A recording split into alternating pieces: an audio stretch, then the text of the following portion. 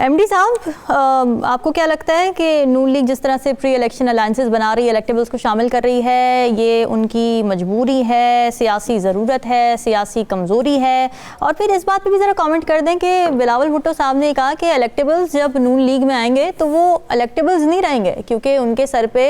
ظاہر ہے 16 ماہ کی حکومت کا ایک بوجھ بھی ہے، مہنگائی لیگ کا بھی وہ نام دے رہے ہیں۔ اس پہ بھی ذرا کامنٹ کیجیے گا، کیا واقعی الیکٹیبلز نہیں رہیں گے نون لیگ میں آ کے ان کو نقصان ہوگا؟ دیکھیں جی، مضبوط حکومت کے لیے اور پاکستان کو موجودہ حالات سے نکالنے کے لیے ہر طرف جو ہے نا پاکستان کو چیلنجز ہیں، اس کا سامنا کرنے کے لیے پاکستان کے اندر ایک مضبوط حکومت کا ہونا ضروری ہے۔ اور میں یہاں یہ کہوں گا کہ الیکٹیبلز کے حوالے سے الیکٹیبلز جو ہیں ان کے پیچھے بھی عوام کا ایک بڑا ووٹ بینک ہے، تو یقینی طور پر وہ بھی ووٹ میں لوگوں سے ووٹ لے کے الیکٹ ہوتے ہیں۔ الیکٹیبلز ہم اس لیے کہہ رہے ہیں کہ بہت سارے لوگ جو ہیں وہ مسلم لیگ نون کو چھوڑ گئے تھے، ابھی بلوچستان میں آپ دیکھیں 30 کے قریب لوگ جو شامل، اور اسی طرح پنجاب میں بھی جو سیلمی خاندان تھا وہ بھی واپس آ گئے ہیں۔ تو بہت سارے مسائل ہوتے ہیں۔ میں اس حوالے سے یہی کہوں گا کہ ہمیں قبولیت یا مقبولیت کے حوالے سے بات نہیں کرنی چاہیے۔ آئندہ پروگرام میں جیسے الیکشن شیڈیول کا اعلان ہوگا تو سیاسی سرگرمیوں کا آغاز ہوگا۔ مسلم لیگ نون نے بھی ایسی سرگرمیاں شروع کر رکھی ہیں، پیپلز پارٹی نے بھی شروع کر رکھی ہیں، تحریک استحکام پاکستان پارٹی جو ہے اس نے بھی شروع کر رکھی ہیں، اور جس طرح ابھی کہا گیا کہ طاہر القادری صاحب بھی آ رہے ہیں، تحریک لبیک بھی ظاہر پر توڑ رہے ہیں۔ تو بہت سارے لوگ جو ہیں جب الیکشن شیڈیول کا اعلان ہوگا تو ان کی اپنی اسٹریٹجی، ان کا منشور اور ان کا جو ہے نا بیانیہ وہ سامنے آ جائے گا۔ اور ہم نے دیکھنا یہ ہے کہ الیکشن میں 8 فروری کو پھر فیصلہ تو لوگوں نے کرنا ہے۔ یہاں یقین دہانی نہ کروانے کی جو باتیں ہیں، میں تو اپنے حد تک یہ سمجھتا ہوں کہ اس میں ہمیں اگر پاکستان میں جمہوریت کا وجود ضروری ہے اور جمہوریت نے اگر بقا پکڑنی ہے، یا پاکستان میں جو بھی ہمارے مسائل ہیں ان کو حل کرنے کے لیے پاکستان میں مضبوط حکومت کا ہونا ضروری ہے۔ اور اس کے لیے یقینی طور پر ہمیں بلوچستان کی بھی ضرورت ہے، ہمیں سندھ کی بھی ضرورت ہے، ہمیں کے پی کے میں بھی ظاہر ہے وہ مسلم لیگ نون کے جو قائدین ہیں وہ اپنی اسٹریٹجی کریں گے۔ تو یہاں بلاول بھٹو زرداری صاحب کو جو بیان ہے میں اس کے حوالے سے یہی کمنٹس کرنا چاہوں گا کہ بلاول صاحب چونکہ سیاسی میدان میں ابھی یہ لوگ اتر گئے ہیں، اب ظاہر یہ تو ابھی آغاز ہے کہ الیکٹیبلز جو ہیں وہ الیکٹیبلز نہیں رہیں گے، اس طرح کی بات ہو جائے گی، اس طرح کی ابھی آگے آپ دیکھیں گے کہ ایک دوسرے بہت ساری باتیں ہیں جو ہم نے ماضی میں بھی سنی ہیں، اور ابھی بھی الیکشن کمپین کے دوران وہ اس طرح کا رویہ اختیار ہوگا کہ جو پی ڈی ایم کی حکومت میں الائنس تھا، اس الائنس میں بلاول بھٹو صاحب وزیر خارجہ پاکستان تھے اور شہباز شریف صدر نون لیگ ہیں وہ وزیر اعظم پاکستان تھے۔ تو اس وقت جو ہے نا اب یہ نہیں کہا جا سکتا کہ اس کا خمیازہ جو ہے وہ صرف نون لیگ بھگتے گی، اس میں پیپلز پارٹی بھی شامل ہوگی، اس میں جے یو آئی بھی شامل ہوگی اور دیگر الائنس کے جو لوگ وہ بھی شامل ہوں گے۔ تو ان سب کو جو ہے نا وہ سیاسی سٹنٹ کے طور پر ایک دوسرے کے خلاف بیان بازی چلتی رہے گی۔ ٹھیک ہے ایم ڈی صاحب، بابوں کی سیاست کے بارے میں آپ کا کیا خیال ہے؟ آپ کیسے دیکھ رہے ہیں اس کامنٹ کو؟ اور دوسرا یہ کہ ظاہر ہے جو بیانیہ بنا رہی ہے پیپلز پارٹی اپنے آپ کو علیحدہ کر رہے ہیں نا 16 ماہ کی حکومت سے، مہنگائی لیگ کا نام دیا جا رہا ہے، اس طرح کی تنقید ہو رہی ہے، یہ تو سوٹ نہیں کرتا۔ ظاہر ہے جو عوام ہے جس نے ووٹ دینا ان کو تو پتہ ہے کہ 16 ماہ میں کون کون وزیر خارجہ تھا، کون وزیر خزانہ، سب پتہ ہے ان کو، تو یہ بیوقوف تو نہیں بنایا جا سکتا۔ بالکل ٹھیک ہے، عوام کو بیوقوف نہیں بنایا جا سکتا۔ ابھی بہت دور کی بات نہیں ہے کہ بلاول بھٹو زرداری صاحب کا ایک بیان شہباز شریف کے حوالے سے آیا تھا، انہوں نے کہا کہ ان سے زیادہ محنتی کوئی وزیر اعظم نہیں دیکھا جتنا قریب دیکھا ہے۔ شیر و شکر ہوئے آج وہ اگر مہنگائی لیگ کہہ رہے ہیں تو اس میں نون لیگ ہی ذمہ دار نہیں ہوگی، پیپلز پارٹی بھی ذمہ دار ہوگی۔ اور جب لوگ جواب مانگیں گے تو وہ اس میں فرق نہیں رکھیں گے کہ نون لیگ سے پوچھا جائے کہ وزیر اعظم ان کے تھے۔ اب وزیر خارجہ پاکستان کے جو خارجہ پالیسی ہے اگر اس کے حوالے سے وہ کریڈٹ لیں گے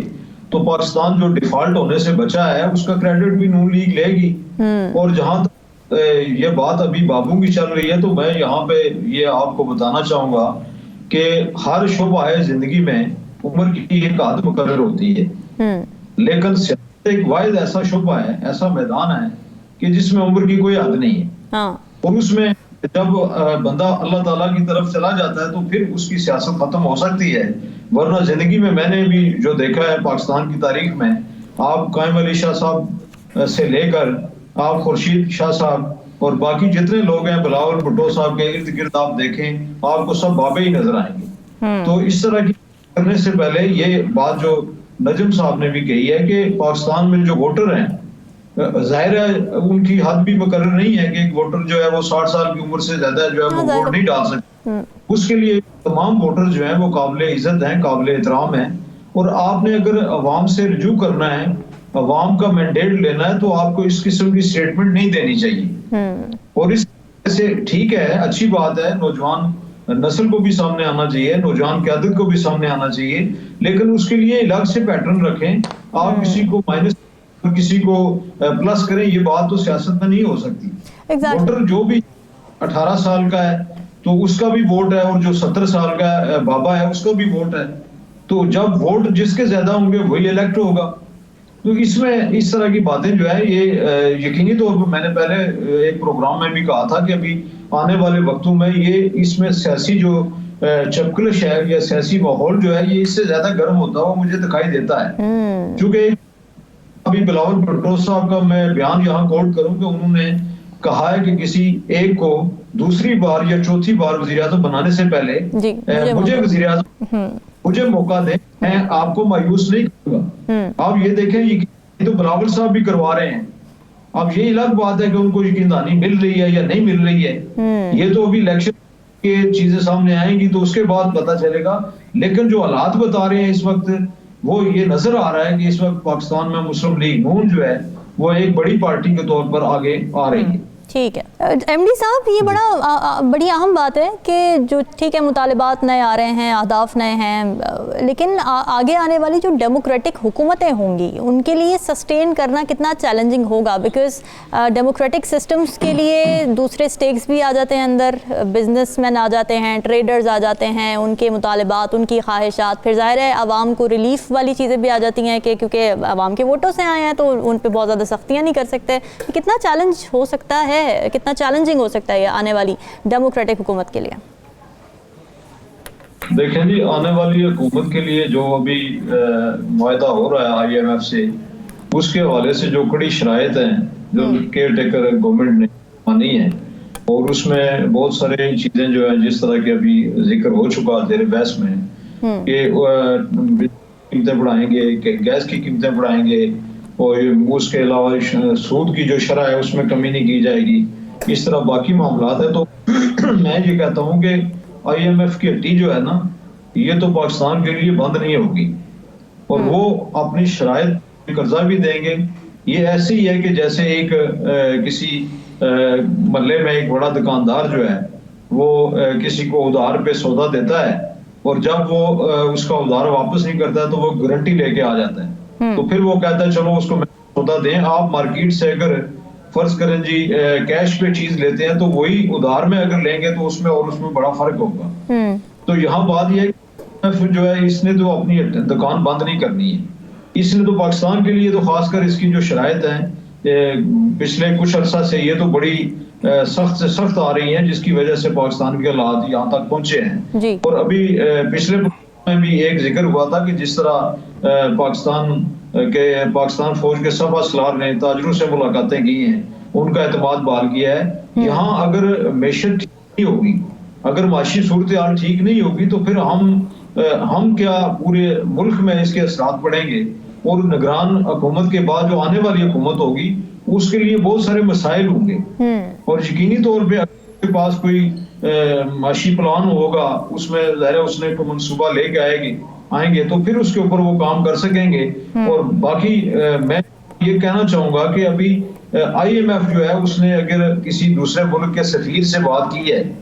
کسی سفارت خانے میں بات کی ہے, تو اس طرح کی جو یقین دہانیاں ہیں آئی ایم ایف کو بھی پاکستان ایک بڑا ملک ہے, پاکستان ایک ملک ہے, بلا شبہ کے مسائل ملکوں میں آتے رہتے ہیں, معاشی بحران بھی آتے ہیں, معاشی مسائل بھی آتے ہیں, اور قومیں ان سے نکلتی بھی ہیں. یقینی طور پہ یہاں کا ایک بڑا امتحان ہے, اور یہ لیڈرشپ جو ابھی الیکشن میں جا رہی ہے انہوں نے ابھی دیکھتے ہیں کہ الیکشن میں یہ کس طرح سے لیڈرشپ جو ہے نا اس کا وہ کردار ادا کرتے ہیں؟ کیا ایک دوسرے کی ٹانگیں کھینچتے ہیں